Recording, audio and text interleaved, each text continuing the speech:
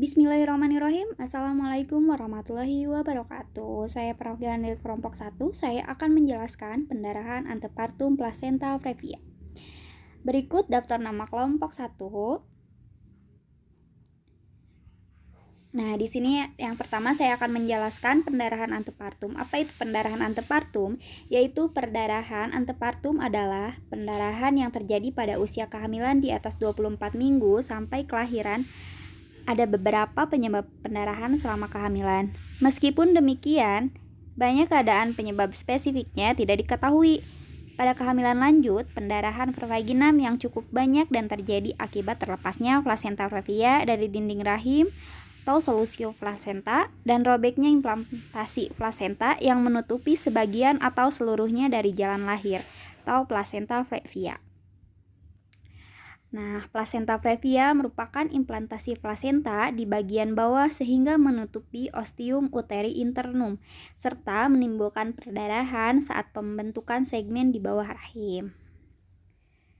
Etiologinya, menurut Manuwaba, penyebab terjadinya plasenta previa diantaranya adalah mencakup yang pertama, perdarahan, yang kedua, usia lebih dari 35 tahun, yang ketiga, multiparitas, yang keempat, pengobatan infertilitas, yang kelima, multigestation, yang keenam, erythroblastosis, yang ketujuh, riwayat operasi atau pembedahan uterus sebelumnya, yang kedelapan, keguguran berulang, yang sembilan, status sosial ekonomi yang rendah, ke-10, jarak antar kehamilan yang terlalu pendek, yang ke-11, merokok.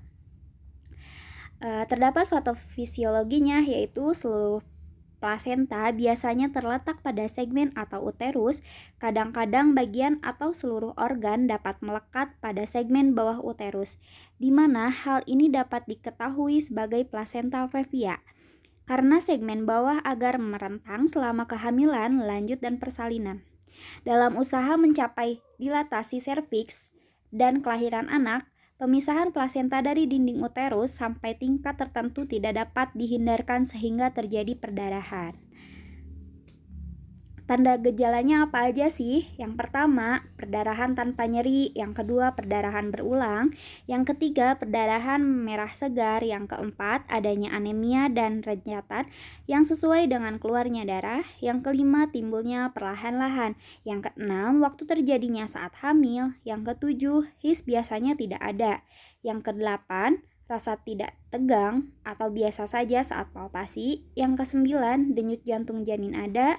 Yang ke-10, teraba jaringan plasenta pada periksa dalam vagina. Yang ke-11, penurunan kepala tidak masuk pintu atas panggul. Yang ke-12, presentasi mungkin abnormal. Klasifikasi plasenta previa. Yang pertama itu normal. Yang kedua marginal, ada parsial, dan ketiga ada total. Bisa dilihat pada gambar yang sudah tertera.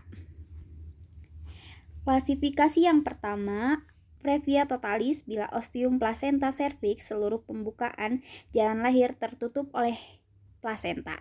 Yang kedua, placenta previa partialis, ostium internal cervix bila hanya sebagian pembukaan jalan lahir tertutup oleh plasenta. Yang ketiga, placenta previa marginalis bila pinggir plasenta berada tepat pada pinggir pembukaan jalan lahir. Penata laksananya bagaimana? Menurut Wigjornastro, penata laksanaan yang diberikan untuk penanganan plasenta previa tergantung dari jenis plasenta previanya, yaitu yang pertama, kaji terlebih dahulu kondisi fisik klien. Yang kedua, menganjurkan klien untuk tidak koitus. Yang ketiga, menganjurkan klien untuk istirahat. Yang keempat, observasi pendarahan. Yang kelima, memeriksa tanda vital. Yang keenam, memeriksa kadar hemoglobin. Yang ketujuh, berikan cairan pengganti intravena RL. Yang kedelapan, berikan betametason untuk pematangan paru bila perlu dan bila fetus masih prematur. Yang kesembilan, lanjutkan terapi konservatif bila keadaan umum baik, janin hidup, dan umur kehamilan. Berikut daftar pustakanya. Sekian dan terima kasih yang dapat saya sampaikan. Mohon dan kurangnya mohon dimaafkan. Wabillahi taufiq wal hidayah. Wassalamualaikum warahmatullahi wabarakatuh.